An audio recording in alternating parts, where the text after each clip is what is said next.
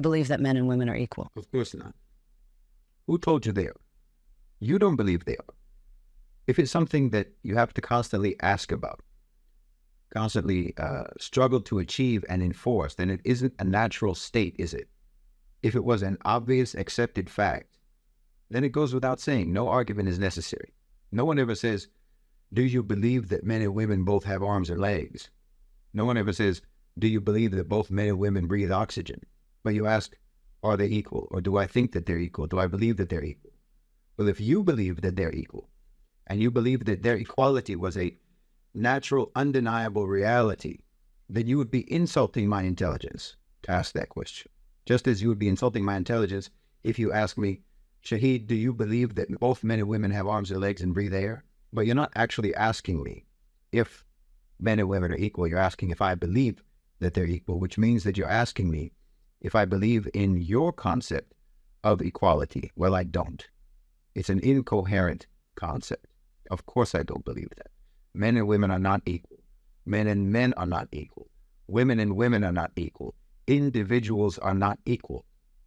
How can collections of individuals be equal with collections of other individuals? That's illogical. It doesn't make any sense.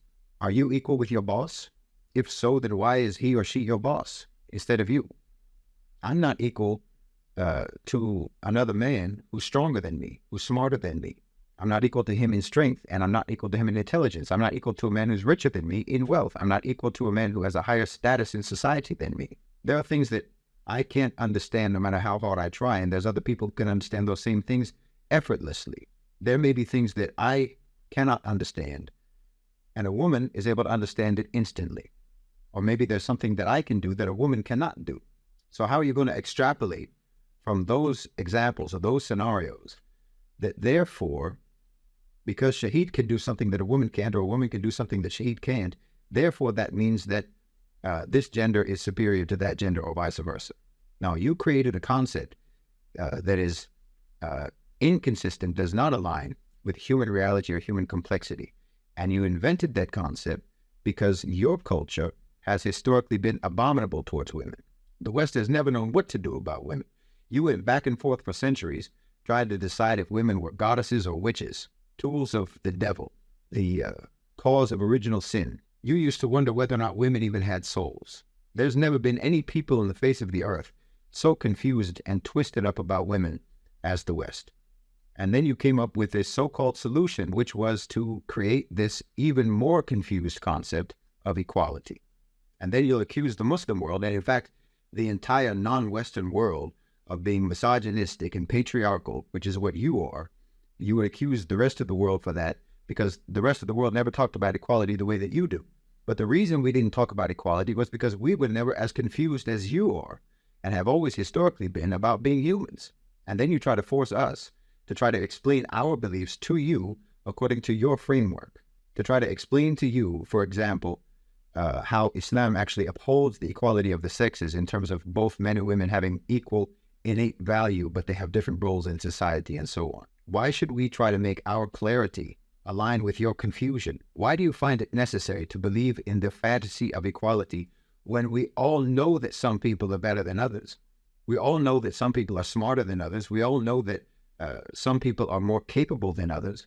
And if that's the case, and it is the case, then subhanAllah, I hope that we're not all born equal, because that would be a severe indictment against anyone and everyone who fails in their life to become an astronaut or to become a brain surgeon or to become a brilliant writer or an artist.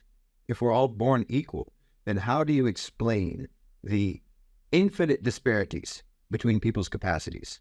But then you're going to say that all women are equal with all men, when all men aren't equal with all men and all women aren't equal with all women.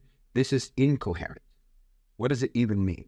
You in the West, because you largely become atheists, will make fun of Muslims, will make fun of our intelligence, because, as you say, we believe in fairy tales. You say, we believe in a God without evidence. We have no evidence to prove the existence of God, but we believe in him. Meanwhile, you invent a concept, this concept of equality, and treat it as sacred, and you believe in it religiously, with religious devotion, and you demand that everyone believes in it, and no one can dare doubt the reality and the holy truth of the concept of equality, even though all evidence that you are exposed to on a daily basis disproves that concept. So you'll make fun of us and you'll look down on us and you'll insult our intelligence for believing in something that you say we don't have any proof for. Meanwhile, you're believing in something for which all of the proof that exists disproves it. You see how incoherent your thinking processes are?